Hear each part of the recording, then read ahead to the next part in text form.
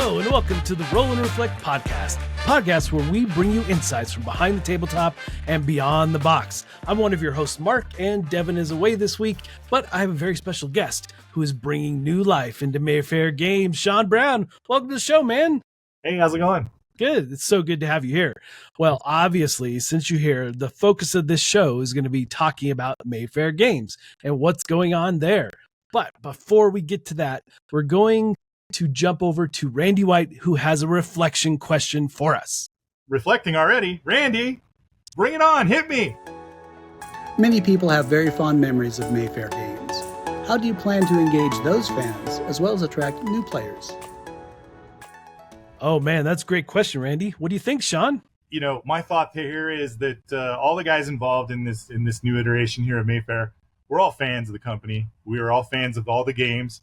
I grew up on those games. So, you know, our thought is that we're just going to try to engage people how we would have engaged with Mayfair back in the day, right? Cool.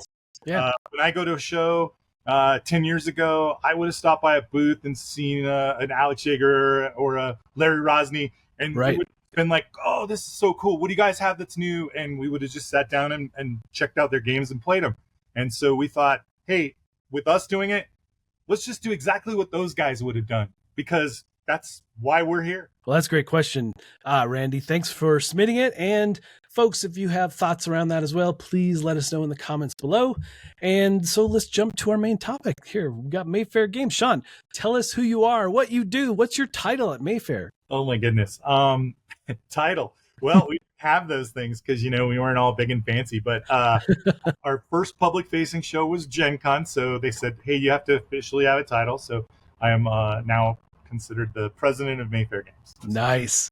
So I get the distinct honor of following up the last president, which was Larry Rosny. Was very happy to reach out and talk to him and just say, hey, am I being dumb here going and doing this thing, or is this a good idea or whatever? And coolest feeling in the world is to hear, you know, a guy I've looked up to for many, many years. Hey, if anybody can pull this off, dude. And I was like, nice. So, you know, for me, it's cool. I would have been totally fine with the title of broom pusher, you know? Well, in some regards, you might be doing some of that, right? I just get to pinch myself and remind myself every day, hey, I get to work at one of the most iconic game companies of all time. So I'll take it. I'll take any title they want to give me. Yeah. Well, also, I mean, you have vast experience in the board game world. I mean, you've done so many things. Yeah. Unfortunately, I'm feeling my age this year. One of those, holy smokes, I can't believe this is going to be going on 20 years for us. I think back 20 years ago to what Mayfair Games was doing. And I just think I started my company because of companies like Mayfair Games. I thought, you know, if you can't join them, beat them, right? Like you go make something and you try to make your own designs and your own companies. And I would go to shows and I would set up my booths and I would mimic what they were doing, because they were the kings, man. And you know, flattery is the best form of compliment or something. Yeah. I feel like I blink and 20 years have been gone. And it does.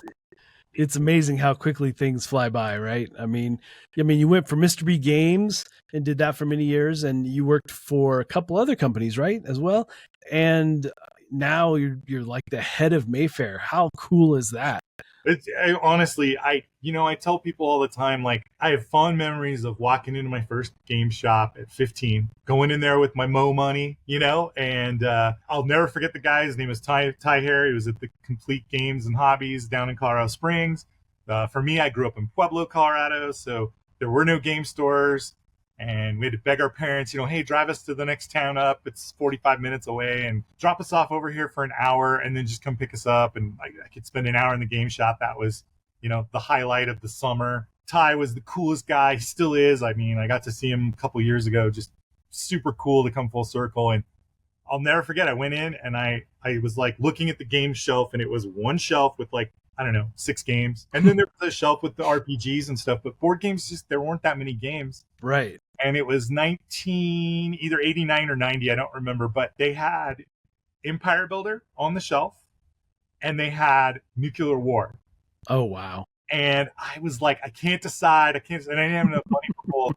And Ty just said, just take them both and just give me what you have, take them both. And next time you see me, we could square up. That changed my life. And I think to myself all the time, 15-year-old me got started playing Empire Builder, which is a Mayfair game. I got to see this cool nuclear war game, and my brother had some cool games like that, and I was so excited to bring them back. And then blink, and I go, here we are, 35 years later. Yeah. And I work at Mayfair, about to relaunch Empire Builder, bringing it back to life. It's been out of print for like 10 years, and we own nuclear war. Yes. This is how funny, right? How things turn out, and the crossing over of things you would never expect, right? So that's amazing. And nuclear war might be one of the very first, before Ameritrash was a thing. It was one of the first games that you could actually put in that category, right? 100%. And next year will be the 60th anniversary of that game. Wow. Older than us. Like, and I remember going to my first Gamma. I don't even remember what year, a long time ago. But Rick Loomis has served the president of Gamma, I don't know, 5-6 times in his lifetime. The nicest guy. He didn't know me from anything. I'm just some dumb idiot walking around. And he was so kind. He took time. He gave me tips, pointers about. It's sad that he had to, he passed away. And you think about his company and the games and the legacy, and you just go, that would have been the end, because there was nobody left at the company. He didn't have a big company. He didn't have a lot of employees. So there's nobody left to carry on the torch. When I kind of get involved with these guys and we start doing the Mayfair thing, when I saw it, I'm like, we really got to keep this around, not for Rick's memory or legacy, but because this was an important part of gaming history. And I've had people tell me all the time, that game's trash. It's not fun or whatever. And I go, it doesn't matter if it's fun or not fun, or not a common mechanic or a modern mechanic.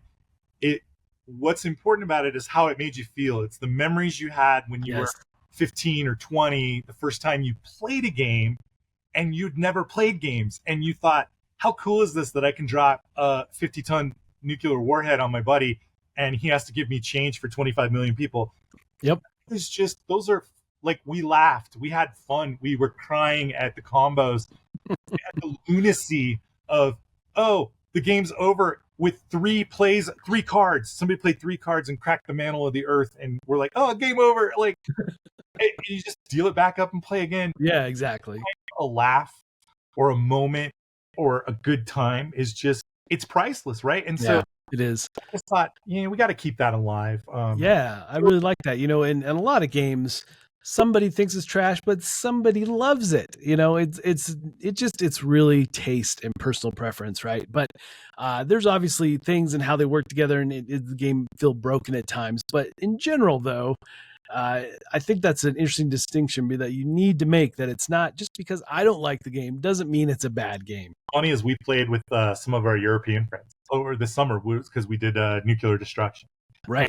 We were playing it, and they'd never played it, and they'd heard about Ameritrash, and they just said, our goal is to play an Ameritrash game, right? So we played it, and about 2 turns in, he's British, and of course the classic British humor, he just goes, oh, this is so bad, but it's so fun. Yeah, I mean, I did a preview for it, and I played with my family, and you came up and we played it here.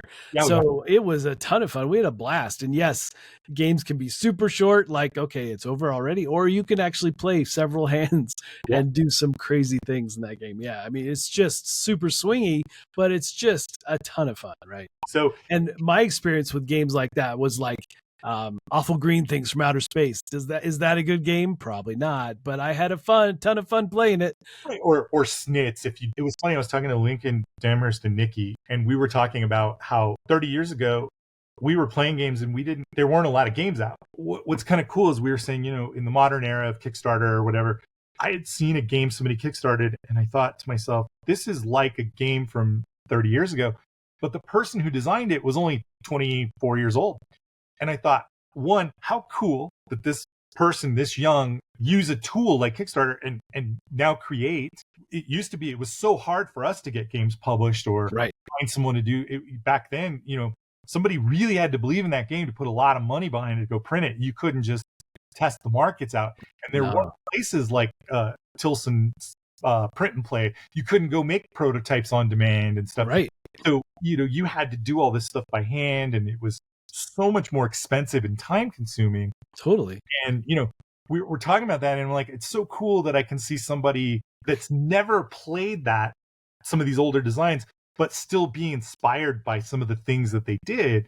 and put modern twists on it. And it's just super cool. It's just really cool. Definitely. All right. Well, let's learn a little bit more about Mayfair. So, what really inspired the decision to revive Mayfair? Why? What does the brand represent to you personally? A lot of all this, it represents good times, good memories. When I was young, from 15 to 25, that 10-year span, if I went into any game store and there was a Mayfair game and I bought it, it was going to be a good time. Even if I didn't like it, it was going to be a good time. We'd get to play it 3 or 4 times, and then we might trade it to someone if you didn't like it. But it was just everything about what they did. They were always fun. They were always easy to learn.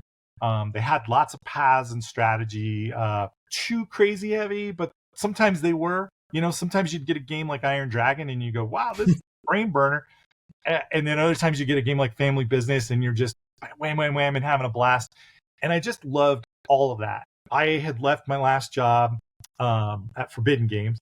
Right. And I was kind of in between, and I wasn't sure if I was going to go back to Mr. B, which was what it was looking like. And I'd gone to Gamma, and I ran into the guys basically trying to put together Mayfair. And they approached me, and I initially turned them down. Wow. I don't want to, because I just wasn't sure, in my mind, like Mayfair was so high on a pedestal that I thought, man, if I can't do this 110%, I wouldn't do it justice. And there was a lot of like, could I do this?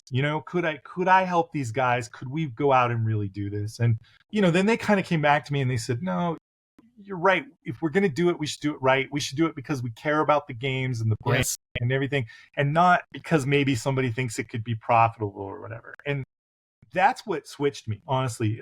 John is my partner in Mayfair. John and myself are 100% sole owners of the company now. Both giant fans of the games from way back when.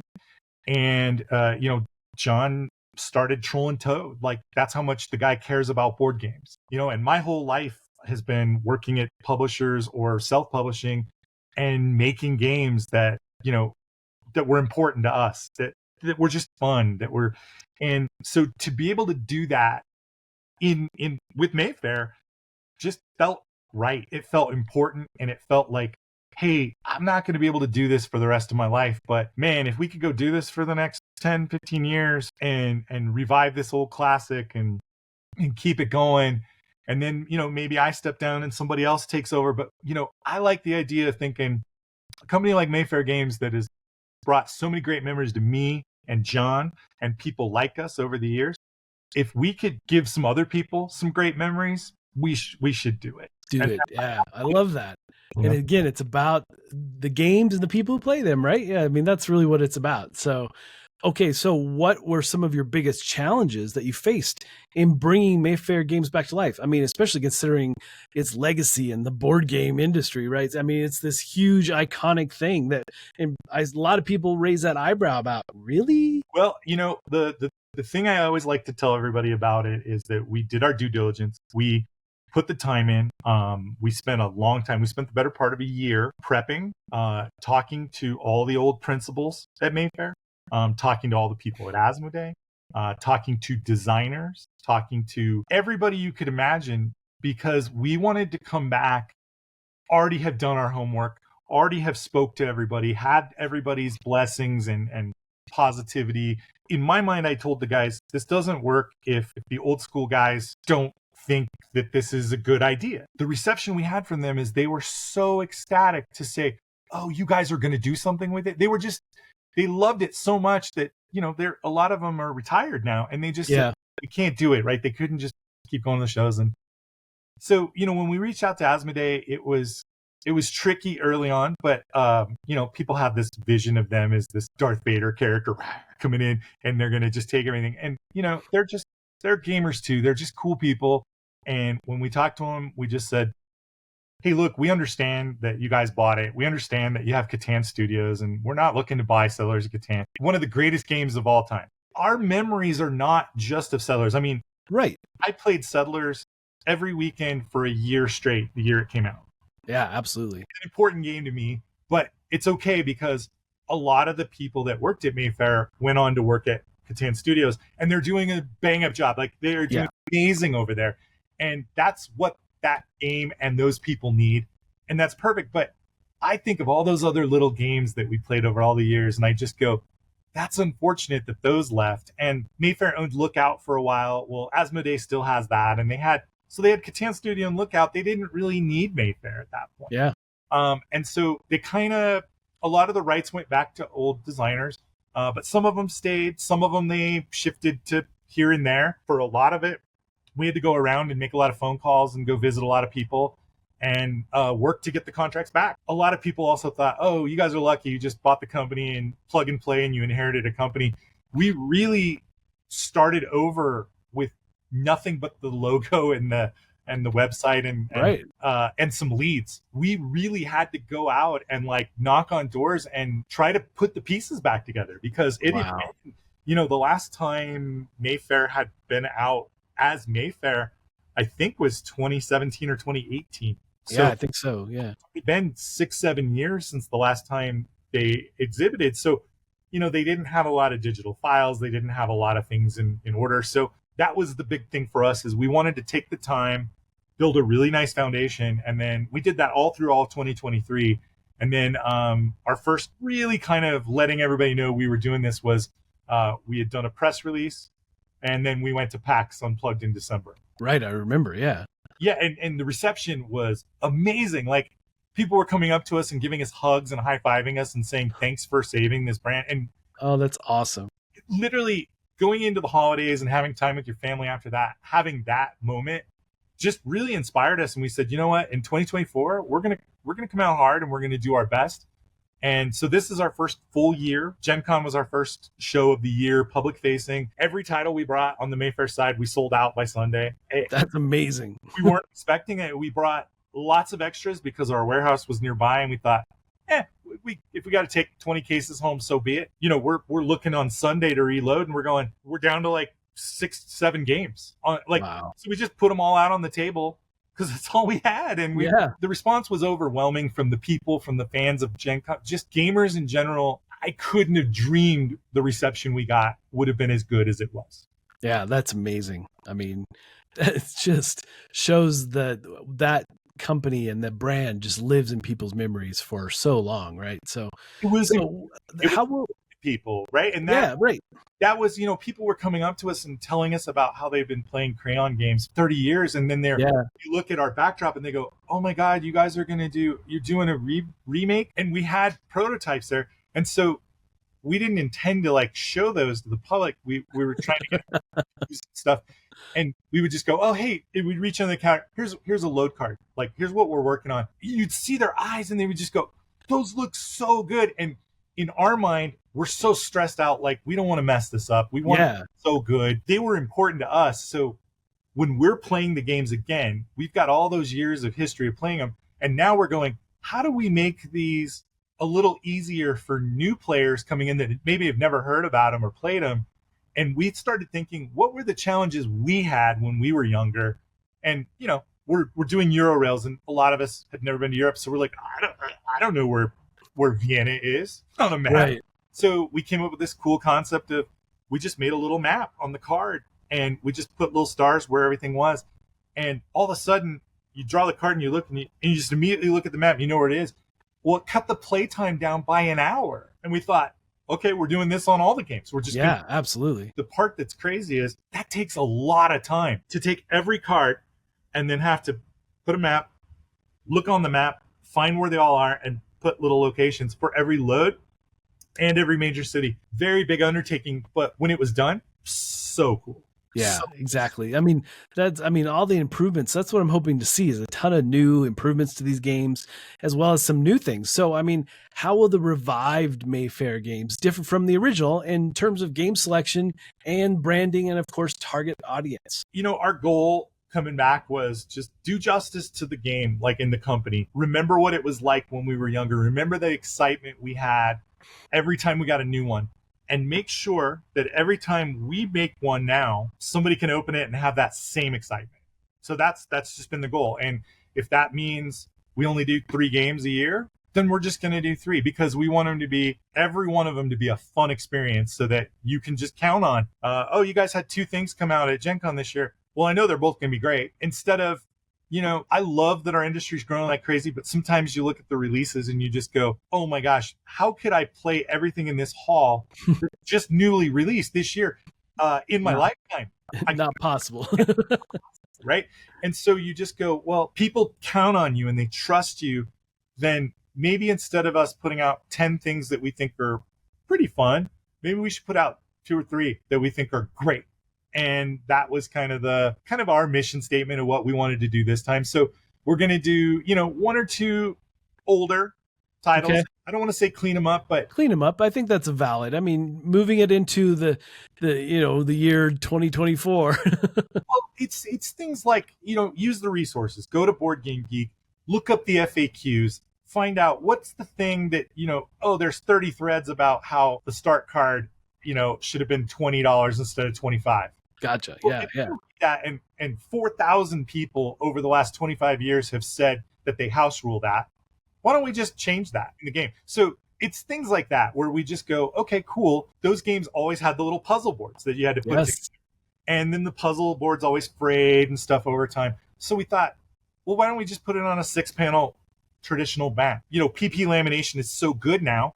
It used to be, drawn with those crayons and you have to really push hard because they wouldn't quite stick, and then you'd wind up indenting the board and stuff. Well, now all of our stuff is so well produced. Now we have these, they call them dry erase crayons. That's what we're using them. So now you take and you put it on there and you just go like this and it's like perfect track. And you're like, oh, so much nicer than using my old crappy Crayola and trying to use my yellow railed track. Like we took stuff like that. We said, hey, look, why did we have a yellow player in the game? For 25 years, nobody can see yellow on a game board. And that's not like a knock. It's not us saying, hey, they screwed up in the past. It's just saying we have played these so many times that you go, what could you do to just make it a little easier on the player next time? Back in the day, right, we could play a game for 2.5, 3 hours, no problem. But now everybody, if I'm going to a game night, I want to play 2 or 3 games in that game night. I don't want to play one game the whole night. Exactly.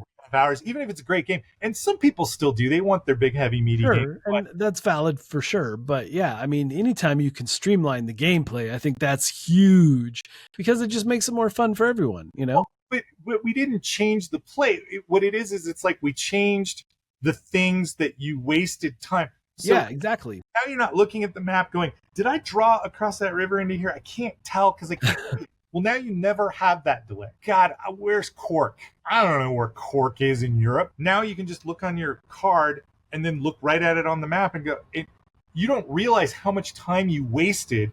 And where this is going to shine is Nippon rails.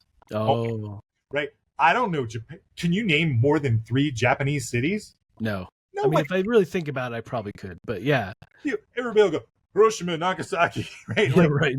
And and then after that, you're going to really struggle. Imagine in a game where they say, hey, go to Zipze and pick up Cork and then take it over to Zhangza. No idea. That could be all the way across the map. It could be right next to each other. I have no clue.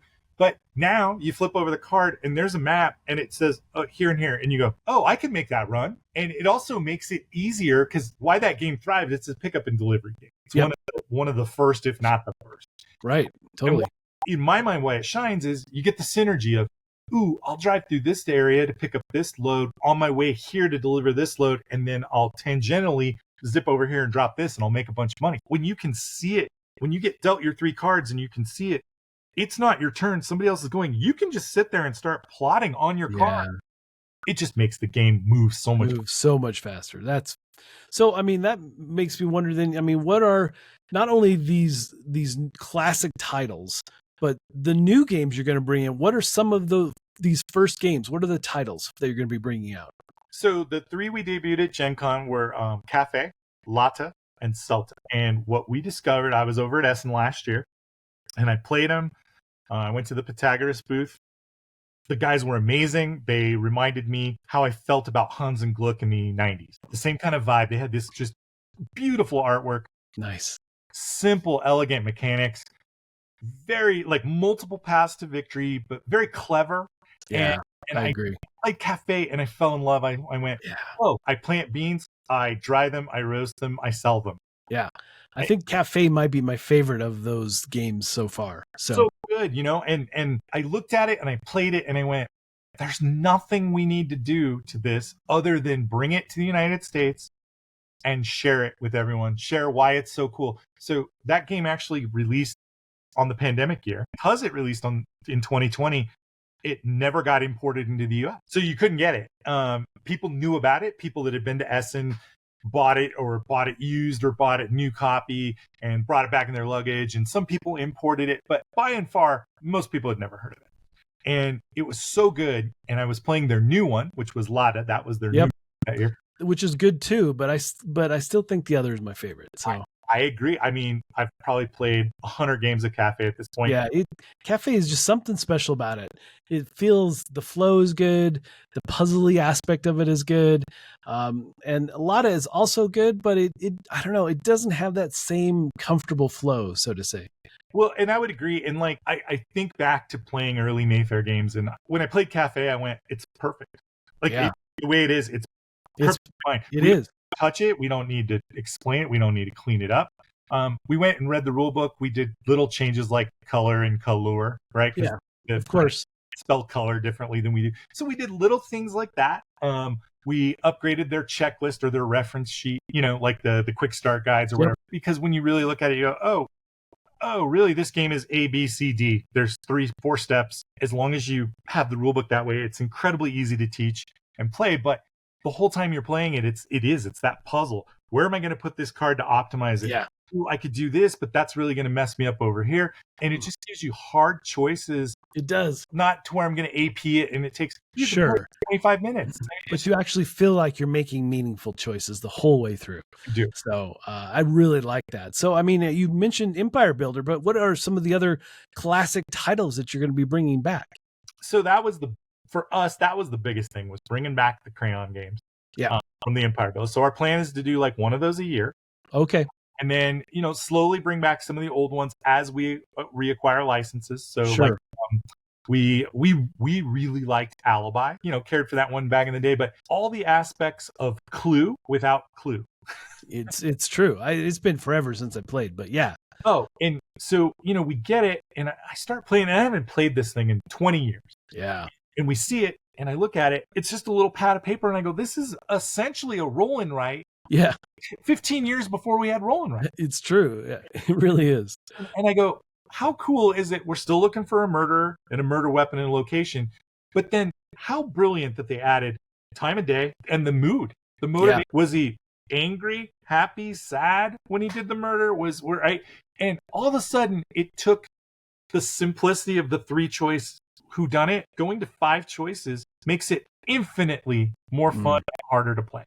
Absolutely. So it was something we just immediately said, well, we got to have that. So we did that. And then, we're in a lot of talks with a lot of people about a lot of other things that I can't talk about yet. Sure. We're working on it. So the idea would be try to do an old one every year, try to do something new every year. Cool. That's an interesting balance then. So how do you maintain that balance between the nostalgia of the old Mayfair games and the need to innovate and have new games and to move the company forward? I mean, so far it's just been, we say we're using our gut as our company. Honestly, we're just going, hey, look, did it invoke the same feeling I had in the 90s or 2000s when I played a Mayfair game? And I've honestly, I called it the Mayfair test when I was at Essen. If I played a couple of rounds and I had that feeling. Yeah, that gut feeling.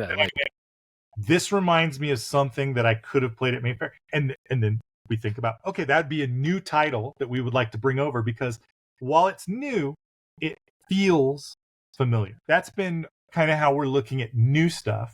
And then with the old stuff, it's just mostly comes down to, can we get the rights? Are the people still around? Are they alive? In some cases, you have to talk to the estate. And sometimes you talk to the estate and it takes 6 months to get a hold of someone and whatever. And we just have to realize that 1980 was a long time ago and they had a lot of games. So how does that change the landscape then for you? I mean, especially with, there's so many new publishers with some shiny new games. And where do you see Mayfair playing the role in moving forward? Where do they have their niche, so to say? I hope that the niche is just a couple of guys that care about the hobby, that want to keep some of those classics in print and occasionally put out a couple of new things. And we hope we just do some justice and we hope as fans that we can create that same kind of feeling that we all had 10, 15, 20, 30 years ago, depending on and also for me, the really important thing was seeing our industry. I was telling a couple people this morning, seeing Gen Con grow and change and be so diverse now is it's a dream come true, Mark. We're roughly the same age. We know how this was in the 80s. It was not cool to game. No, it definitely was not cool to game. It wasn't cool to like comic books. It wasn't cool to like. Nope. You didn't have cultural diversity. You had your 6 nerdy buddies. Exactly. And what you started to discover was your 6 nerdy buddies in this town. There's 6 other nerdy buddies in that town, and that town, and that town. And it wasn't until the internet that we all discovered we could all find those other nerdy guys. Right. Go to one town and all go play games. And for years, it's just been us. Right. And then like more people started coming in and you started seeing diversity and you started going, man, this is awesome because this is a representative of what's happening in the world and the people in my day-to-day life. And there would be times I would go, you're normal. Why are you playing board games with us? I don't understand. Like, and then you start realizing, no, they're weird, quirky misfits like us too. But we're just such an accepting, cool hobby and industry. Right. For me, I see that at Gen Con and I just thought, it's cool that we're coming back. It's cool that we have stuff. But like, could I show these, the new people coming in, could I show them the magic that we saw 30 years ago?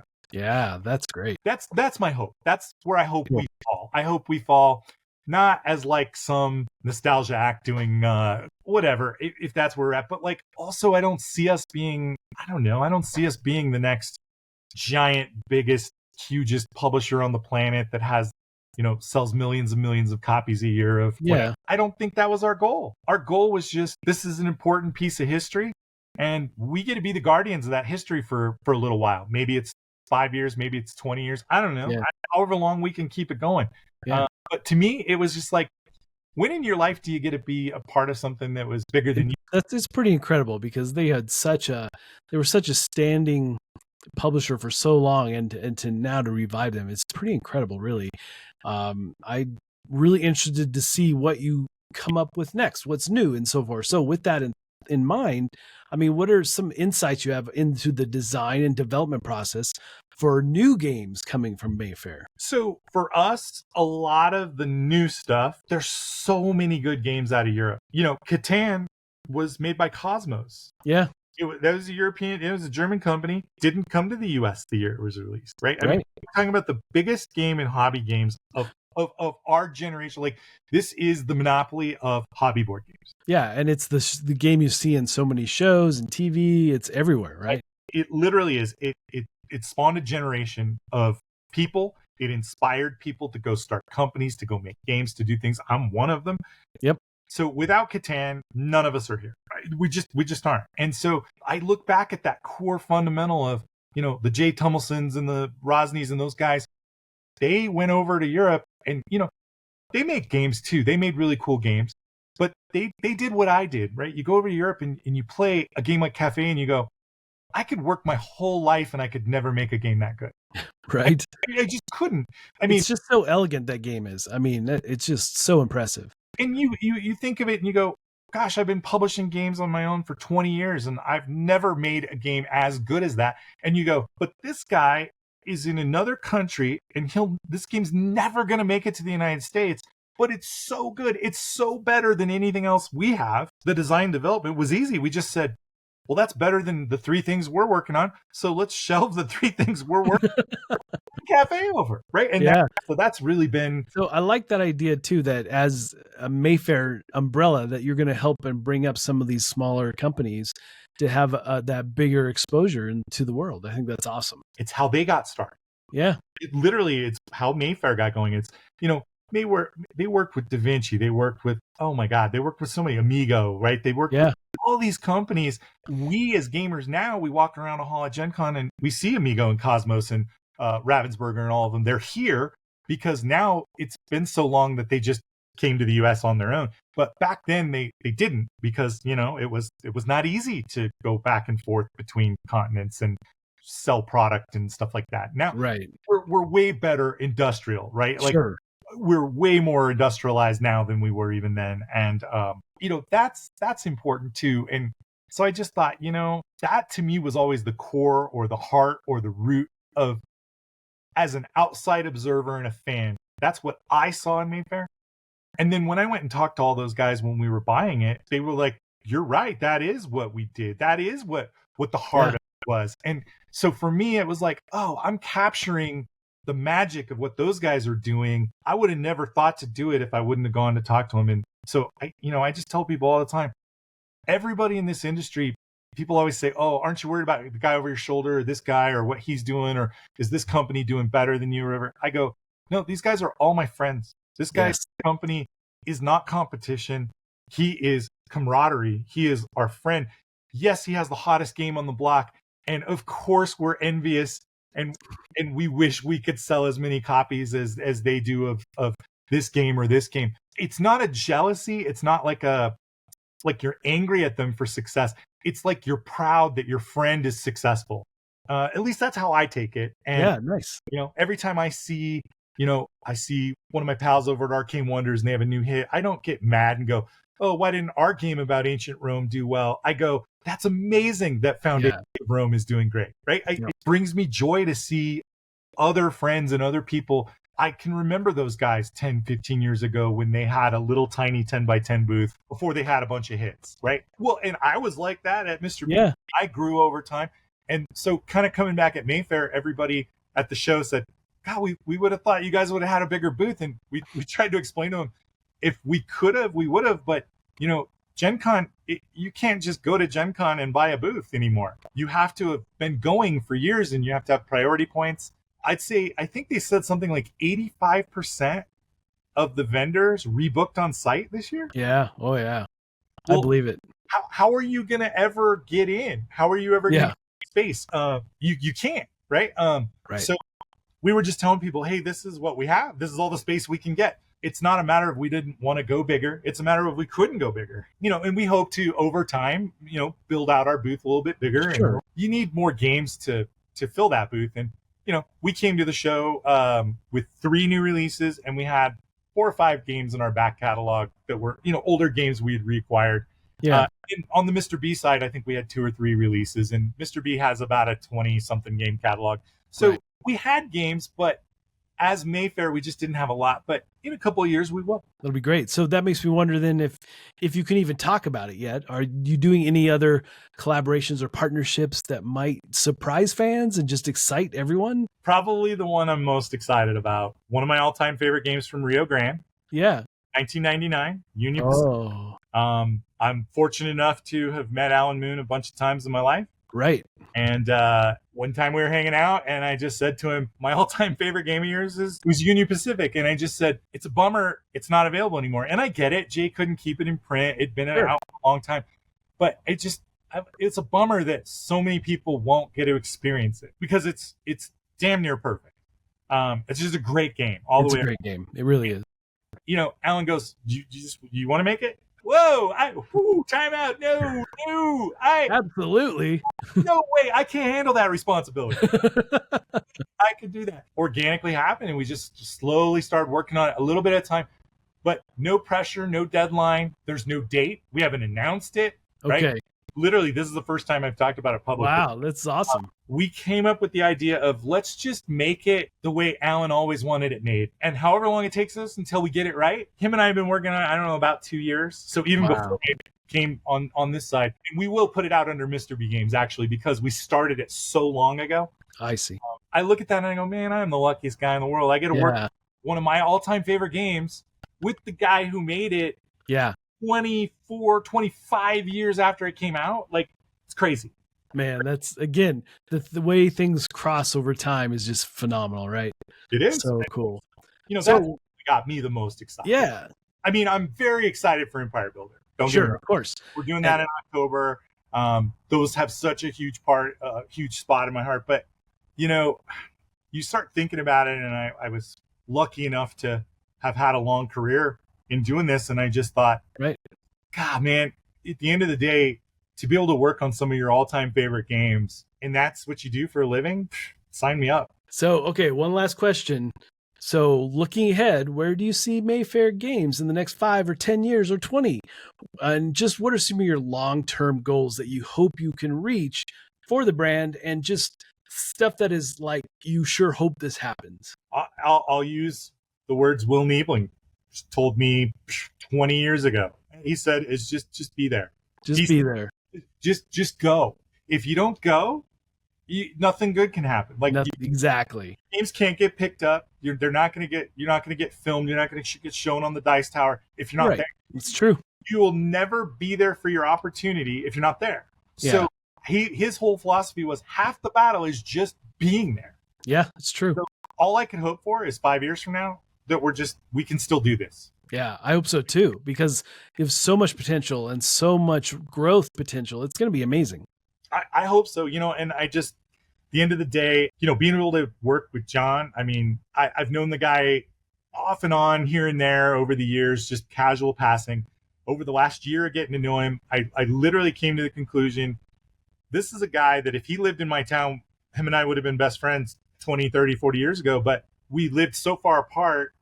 I never met him, but he grew up almost exactly the same way I did. He was one of those 6 guys playing with his buddies in the basement, the same age I was. When we meshed and we hooked up and started working on this, it was just kind of like, wow, I get to finally work in a collaborative effort with someone cares about it as much as I hoped I could care about it. And in some cases, I look at him and I go, wow, I could do better. He cares way more than I do. And it pushes me to be better. I'm lucky to meet him this late in life, to meet somebody that cool. And for us to be able to go save an old brand and try to rebuild it and try to come back to market with it is huge. I mean, if it doesn't work out, it's going to be a really fun ride. Yeah, that's awesome. I can't wait to see where it goes and where you go. And we'll have to have you back on as things progress and you get more and more games and so forth. So that'd be awesome. Compare and contrast. And that, right? Totally. That'll be fun. Still wearing Batman shirt, or was it all trying to be cool with the kids? Oh, exactly. You're the Batman, whatever. Well, now it's time for our Beyond segment. Now, this is really meant to be something outside the board game industry. However, this time mine is within the board game, just because it was so fun. But this is something you're excited about, Sean. What do you have that you're just super pumped about doing, or just showing off, right? Yeah, for me, it's probably just, I've always been into hobbies. I've always been a collector. So I like to do that kind of stuff. I've always been into Star Wars and comics and stuff. So me too. Stuff that's got me excited. I love Deadpool and Wolverine. That was amazing, right? Outside of Endgame, it was probably the best Marvel movie I'd seen. Yeah, they put everything in for the fans, right? Everything was done for the fans. Yeah. None of it was done to further like any crazy story or let's bring in a new character so we can have another movie. It was just about, finally, let's do this for the fans. Yeah, even down to like some of the jokes or some of the history, or like, you read an article or you see something about it and you find out little things like the Chris Evans stuff in the blooper reel at the end. Yeah, Chris Evans didn't know that Ryan Reynolds filmed that, right? So it almost becomes meta, because you look at that and you go, those are guys that just really love what they're doing. Yeah, and success followed them because they loved it. And it was cool to see like Hugh Jackman go like, all right, fine, I'll wear the stupid yellow suit, right? Because it was him that thought it was dumb and didn't want to wear it, right? And obviously, Fox didn't want to, they wanted to modernize him, and nobody wanted. But of course, everybody wanted to see him in the yellow suit with the snake. That was awesome, just to kind of experience that. People wouldn't know this, but you and I text at least once a week about easily. Like we always chat about Star Wars. Always have for years and years, and. I love everything Star Wars. I just consume it. I enjoy it all. Good Star Wars, bad Star Wars. I'm in. Yeah, same. I wish the Acolyte would have been better, but hey, I got some Star Wars. So, more Star Wars. There's nothing bad with more Star Wars. No, and I always remind people too, like, again, being a 90s kid, 80s kid, 90s kid, there was we were so starved for any Star Wars. Star Wars. Oh my God. Star Wars for us was, it snowed outside, I better take my hat and all my guys and go play in the snow and Yes. some new Star Wars content because there's just none out there. Yeah. And so for me, a lot of the Disney shows, I was like, who cares? I don't care. I'm seeing Star Wars. I'm seeing stories that I dreamed or I played with my action figures come into life. And I don't care if they got it right. I don't care if they got sort of right. Was it entertaining? Was it fun? Yeah, it was fun. Exactly. So, I mean, like I said, we were so starved for any Star Wars that you would just see the same movie like I did 160 sometimes in the theater. So yeah, I mean, because there was never going to be more for a long time until Empire came out and so forth. So I mean, yeah, we had long stretches but and waiting. Even in the heyday of them, you had to wait 3 years. Yes, so long. Wow, way too long, right? And way too much time to. My favorite Star Wars movie on that or memory is I didn't watch it 100 times in the theater like you, but I probably watched it 30 or 40 times. Yeah, we were lucky enough that my dad got a VCR for work, and we would sneak in and watch it. And so somebody had a tape, and we legally copied it. Yeah, for sure. Watch it, right? So once we had the ability to watch it on VHS, right around late 79, early 80, I might watch it 3 times in a week. Right? Oh yeah, easily, right? The tape out, that kind of stuff. And so Empire was coming. And we knew it. It's coming this summer. We're ready. We're excited. It did not show in our hometown theaters. What? Three movie theaters in Pueblo. Empire Strikes Back did not screen in Pueblo. So, I can go, right? I'm right. I don't know, 7. Can't go. I can't. Right. You can't do this on your own. I could ride my bike to the movie theater, and I did. And I'm like, what do you mean you don't have Empire Strikes Back? So dumb. How was this movie? So I'm obsessed. I'm hounding my parents. You got to take me up to Colorado Springs because that's it's 45 minutes away. It's the closest movie theater. Beg him. So finally we got him to agree to take us like 4 weeks after it's been out, right? We're all super stoked. Okay, this is great. This is going to be the best ever. My childhood cat had run away. Hour before we're leaving for the show, I see him. He's out there. He's outside. I run out. I'm so excited. I pick him up, and he bit me and took off. And I had to go get a tetanus shot, and I didn't get to go see Empire Strikes Back. Oh my gosh, dude! Just one thing after another. And my swelled up like massive from this bite because he was feral at this time. Oh, and so I'm over in the ER getting bandaged, and my brother and my cousins and everybody goes to see Empire, and they're coming back going, our world's changed, and they're like, but we're not going to spoil it for you. And that was like when I first learned about a spoiler. Yeah, right.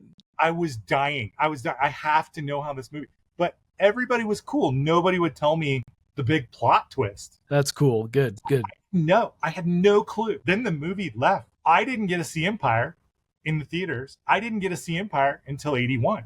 Oh my God. That's a huge wait for you. I had to wait a full calendar year. And we got it. We got it on VHS. I'm watching it, and it didn't register. It didn't have the same weight for me like it did when I got older. But when we went to go see Jedi, we waited in line for Jedi hours and hours and hours. Yeah. When you had to wait in line. Yep. Yeah. Back before you could buy your own seat. Waited just hours and hours. Me and my cousin Kevin, we get in there, and I've been waiting so long. I'm so excited. I didn't go to the bathroom. They're on Endor, and there's that scene where they're going to go in the AT-AT. And I thought, if I run really quick and go pee, I bet you I can get back. This just looks like boring dialogue. They're not going to fight or nothing. Come run back, and I sit in my seat. And I go, I miss anything? He goes, no. And then, Luke says the classic line, that my father's really dead. I was like, oh, does Darth Vader know Luke's father? Because I didn't see it. I didn't see Empire. Right. Oh, man. When I did see Empire, it was on VHS. So did it? Yeah. It didn't have that impact. Sure. And the whole time I'm like, I'm so confused. Yeah. They're related. And then I'm like, definitely not a way to see those out of order. No way. No. And then then they're on like Endor, and I'm like, Leia's Luke's sister? And my cousin's like, yeah, you idiot. Ew, he kissed his sister. Yeah, all the stuff you'd expect from a kid, right? Right, exactly. Because whatever, I'm a knucklehead. But yeah. Good time. That's awesome. Too fun. I think for Jedi, I think it was 9. Yeah, right. Would have been. You're a knucklehead. What do you know? It. Yeah, that's awesome. Yeah, I mean, we text all the time about Star Wars, so yeah, it's one of our passions for sure, right? I love what great stories. Now, my Beyond segment is actually board game related, and I'm only going to mention it because I'm going to talk more about it when we have Eamon on the show. His Gnome Hollow release was in Utah just recently, and I took like a 6-hour road trip to show up at the party and just surprise him. He didn't know I was coming. So that was just simply a ton of fun to do. And he was blown away. He couldn't believe I was there. It was just an amazing night. And, we stayed the weekend to make it, do a few more things while we were there. But it was just, that whole trip was just fantastic. And we'll talk more about it when we have him on the show. But it was just really a fun moment that I just on a whim, you know what? That's only a 6-hour drive. We should totally do that. So yeah, it was totally fun. Hey, sometimes you gotta make the memory, right? Yep. And something like that is going to be something you guys talk about for years, right? Years, yeah. And, so we do that all to ourselves, right? I feel like because it was kind of beyond something you would normally do, it fits in the beyond section. So yeah.